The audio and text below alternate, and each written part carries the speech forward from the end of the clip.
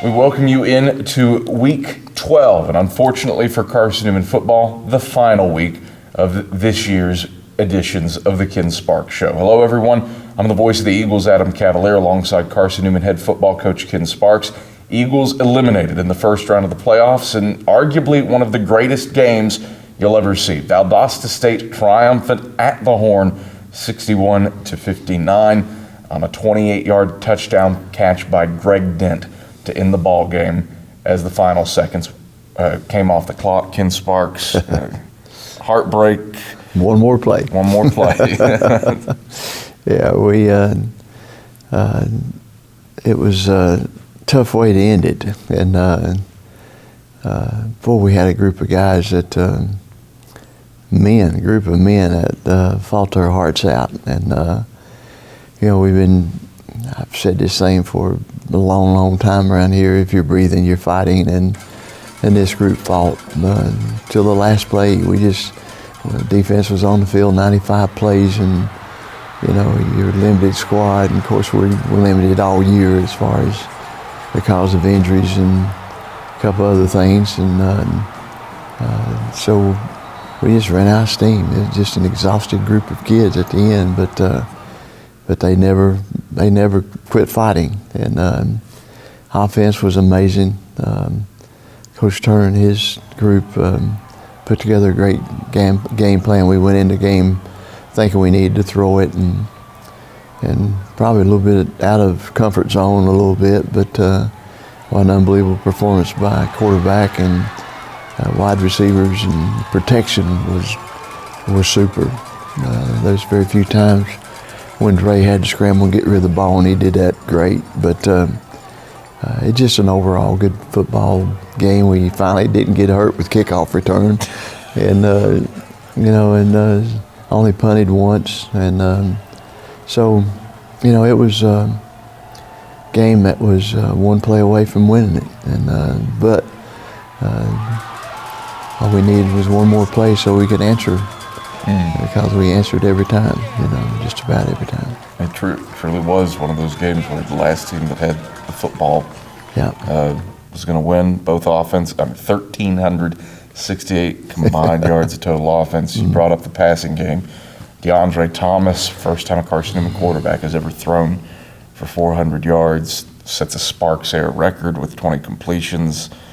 Trayshawn Ward, first ever wide receiver in the Sparks era with 200 yards receiving. He's got the third highest day. Third overtime. Third all time. What about the job that DeAndre Thomas did?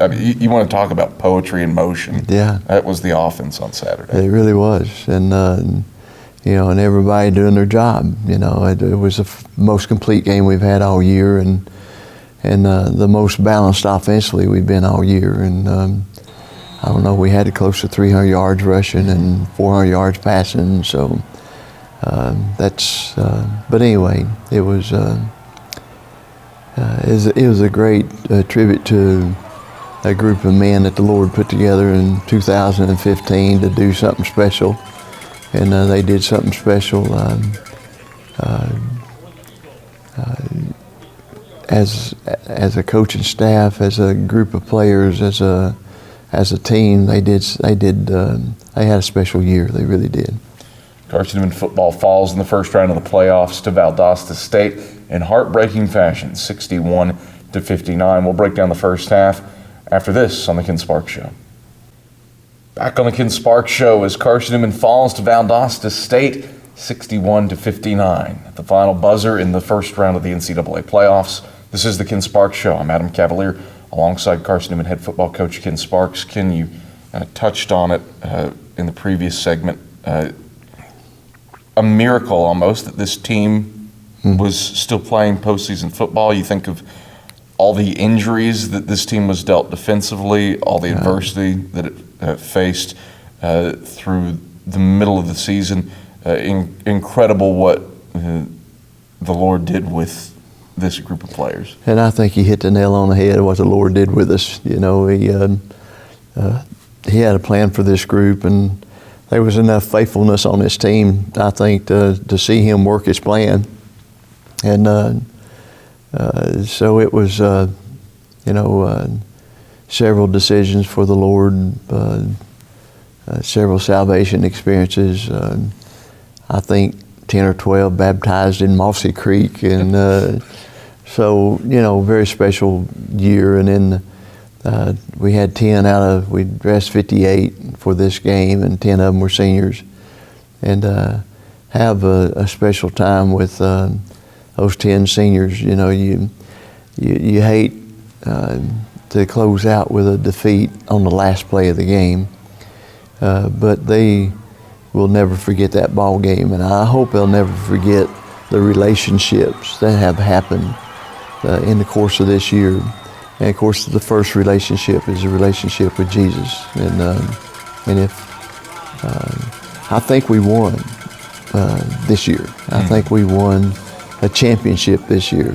Hopefully, an eternal championship that's going to bear fruit for the rest of their lives, and go right on into eternity, and have some great things to come out of this. That I know one thing: there's some guys on that football team that are going to be difference makers in this world, and they're going to impact their families.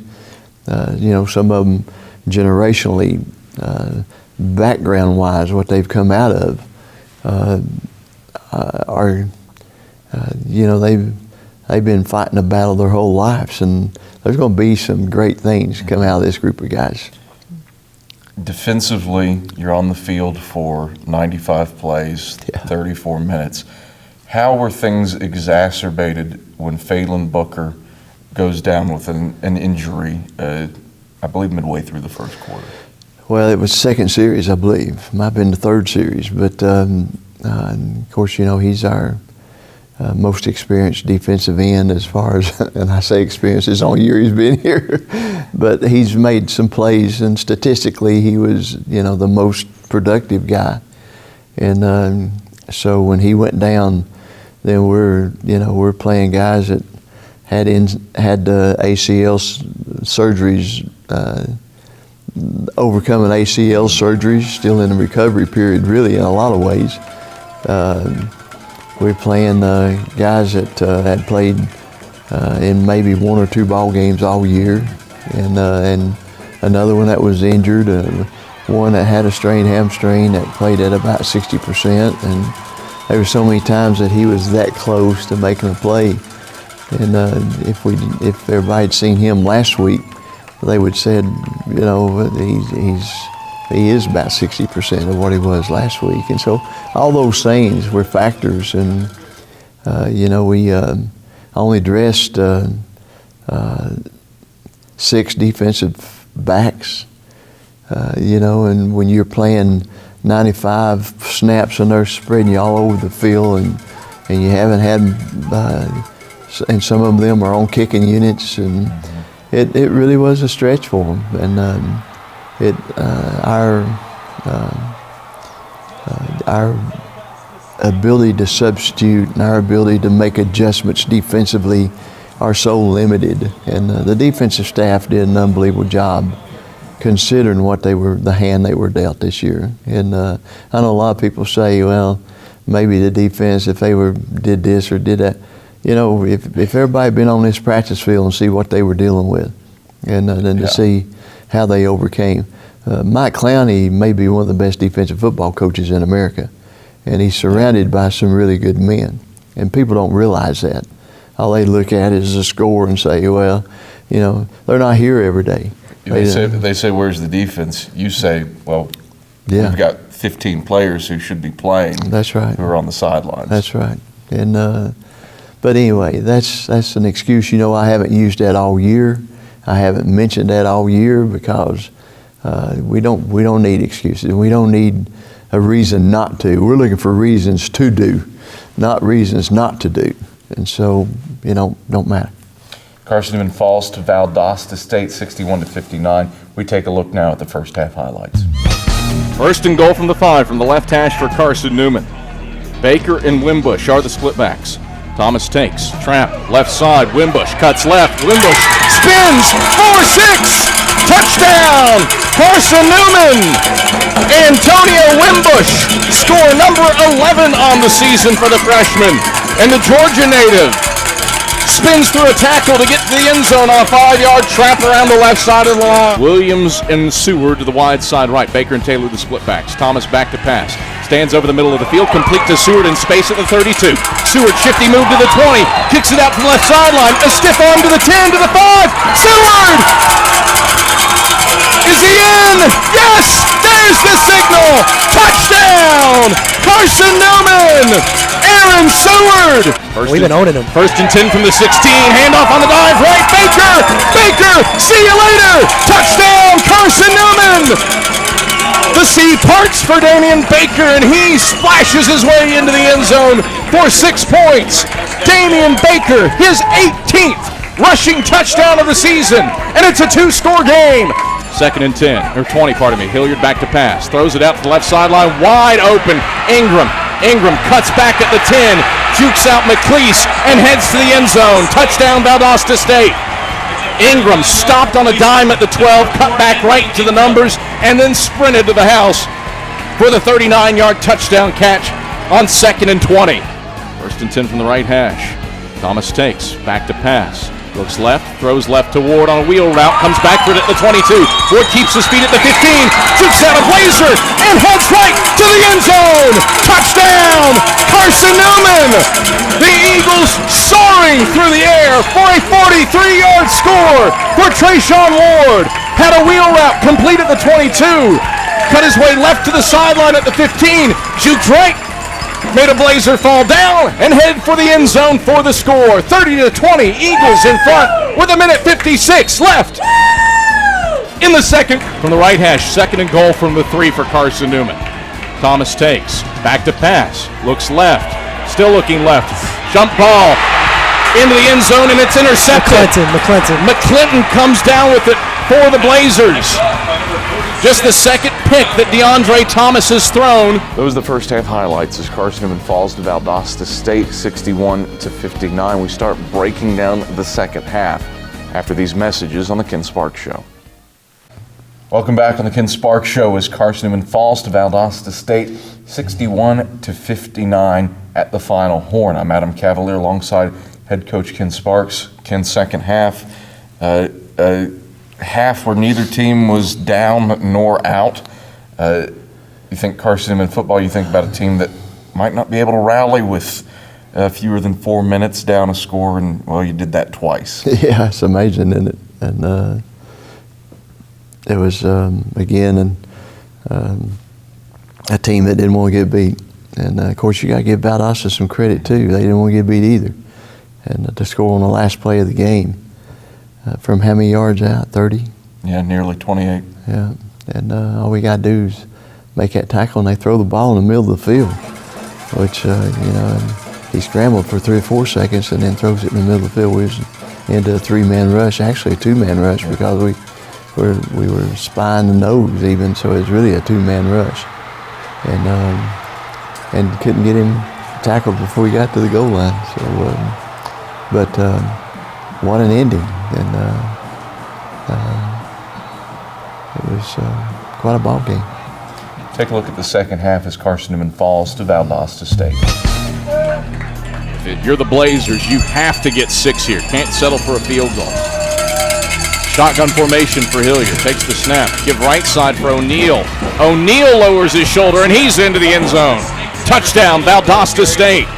Cedric O'Neal has set a new Blazer single-season touchdown record with his 15th rushing touchdown of the season. Hilliard in the gun. O'Neal to his left. Trips to the wide side left. Snap back. Handoff O'Neal up the middle. Loads of running room. He leaps over a man at the 30. O'Neal off to the races. He's gone. Touchdown Blazers. Wow. Xavier McFadden was ready to lay the lumber. O'Neal leapt clear over him and headed between the hash marks for the touchdown, and Valdosta State has the lead. 2 men to the wide side right, low man to the short side left. Baker and Taylor the split backs. Thomas takes, he's back to pass. Thomas backpedaling, throws it out to Ward to the left sideline, complete at the 40.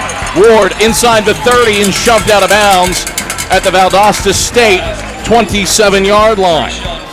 A 30-yard gain to Trayshawn Ward through the air. Kenny Murphy, the linebacker, ran into Donatello, who was in coverage of Ward, and that left Ward all by himself. So Valdosta actually set a pick on themselves. Thomas under center, split backs. Ward in motion to the wide side left. Thomas takes, looks to throw, lobs it out to Ward, left sideline. Ward hauls it in and gets to the pylon. Touchdown, Carson-Newman. That was such a pretty pass from DeAndre Thomas to Trayshawn Ward. 24 yards and a score for the Eagles. And Carson-Newman's back on top, 51-48. 4:02 left in the fourth. First and 10 Blazers from the Carson-Newman 29. Blazers down 4. Handoff left side, O'Neal. Big hole. Burst through it. 25, 20, 15, 10 to the house. Touchdown Valdosta State. 29 yards for the score for Cedric O'Neal. He's back there all by his lonesome. Trips. 2 to the left, 1 to the right. Ball between the hash marks. 80 seconds left. Thomas takes. Straight draw. Thomas stands in, airs it out down the right sideline for Ward. Ward hauls it in at the 35. Ward inside the 25 and brought down from behind by the Blazers' Tulloch. Blazer 20. Thomas takes, dive right of center, Taylor. Taylor to the 10, to the 5. Taylor to the house. Touchdown, Carson-Newman. Montavious Taylor, 20 yards to put the Eagles in front. 58-55 with 46 seconds left. 8 seconds left in the fourth. Blazers first and 10 from the Eagle 28 at the right hash. Hilliard in the gun, takes the snap chest tight. 3-man rush, Hilliard stands in, zips it over the middle of the field. Complete to Dent at the 10. Dent leaps for the end zone. He's in. Touchdown Blazers with no time left.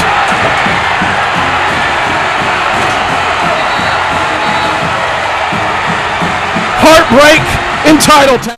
Welcome back on the Ken Sparks Show. Time now for our Eagle Spotlight. The final one of the year goes on running back Damian Baker, one of the fantastic turnarounds in Carson-Newman football in all time. And Michael Wattrang has that story.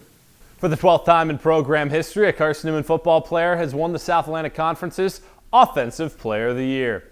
Senior running back Damian Baker is the first running back since Heath Hawkins in 1998 to gain the honor, after ranking in the top 25 nationally in 5 rushing statistics. Carson-Newman will try to counter and retake the lead with Baker and Wimbush as the split backs. Thomas takes. It's a pitch to the right side. Baker with loads of running room. 40, 45, dashing along the right sideline. Baker with the wheels. 20, 15, 10. Baker makes the house call. Touchdown, Carson-Newman. A career-long 75-yard run for Damian Baker. And Carson-Newman cocks back and throws a haymaker. Baker accounted for 132.4 all-purpose yards per game as the Eagles' rushing attack ranked 4th in the nation at 332 yards as a team. He turned in 6 100-yard rushing games this season, including a career-high 249 on the ground against Mars Hill on September 26th. It's the 7th highest single-game tally. Baker has made the most of his final campaign at Mossy Creek. Carson-Newman coach Ken Sparks said earlier this season that he is one of the biggest success stories to come out of Carson-Newman in quite a while. It's been crazy, but like Coach Sparks said, it's an amazing story, man. When I first got here, I struggled, but, you know, in the offseason, I really just made my mind up that I'm going to do right and just be a part of this team and just do whatever I can to help this team get to where we want to go. Second down, 25 to go. Thomas takes, dive, up the middle to Baker. Baker splitting the hash marks to the house. Touchdown, Carson-Newman. All 22 finally goes for 6 for Carson-Newman. The dive straight up the gut has the Eagles in front, 26-20 with 7:14 left in the fourth quarter. Damian Baker, his 4th score of the day. Baker is factored prominently in the Carson-Newman record books during his senior season. He has a pair of 4 touchdown days this year against Mars Hill and Newberry, and is the only player since the turn of the century to score 4 rushing touchdowns twice in the same season. With 1,349 rushing yards, Baker has the 9th highest single season total in Carson-Newman history, and his 17 rushing touchdowns in the regular season are tied for the 7th highest single season total in program history. I'm grateful for them. Dre, he's been really like a mentor to me since I got in the offensive line. They've been blocking great all year, and plus the wide receivers, because most of my runs been coming on the edge. So I'm just grateful for all of them. 3 Carson-Newman football players have been Harlan Hill finalists, given to the best player at the Division II level. Tyrone Westmoreland in 1997, Leonard Guyton in 2002, and Andy Hibbett in 2014 are the only 3 finalists that Carson-Newman has ever produced. Damian Baker hopes to see his name on that list when the finalists are released in early December. For the Ken Sparks Show, I'm Michael Watrang. All right, thank you very much, Michael Watrang. Ken Sparks, Damian Baker certainly deserves to be in the conversation for the Harlan Hill Trophy. The stats say one thing, but my goodness, the story of Damian Baker and the turnaround that he's made in life really is incredible. Yeah, in the 11th chapter of Hebrews, it talks about the men of faith, and if I was writing my little book about men of faith, it would be men and women of faith, but Damien would be one of my men of faith, and he's overcome about as much when we went to visit him and when we went to get him here, which was a battle because of all the other battles. Anyway, I don't know if your story told. I don't know. I hadn't seen it, but unbelievable what Damian Baker has done with his life. Put a finish on the 2015 season. How do you sum year 36 for you up here at Carson-Newman? Well, a real gratifying year. It was a year where kids overcame the head coach and coaching staff overcame the head coach, and really it was a fantastic year as far as, when you stand before the Lord and He'll be evaluating your life. I think this one may be one that you say, Lord, we try to honor you with it, and we try to do it the way you wanted us to do it, and so glad to have the opportunity. Ken, it's been a pleasure to sit next to you. Yes, sir. It's been great to be on the Adam Cavalier Show. Oh my gosh! Yeah, it really has. You do a great job. Should I just take my mic off and let you wrap this up so I can? No. No. For Ken Sparks, it's been a blast to be with you all season long. Thank you so much for watching the Ken Sparks Show each and every week. I'm the voice of the Eagles, Adam Cavalier. He is Carson-Newman head football coach Ken Sparks. This has been the Ken Sparks Show. Thanks for watching.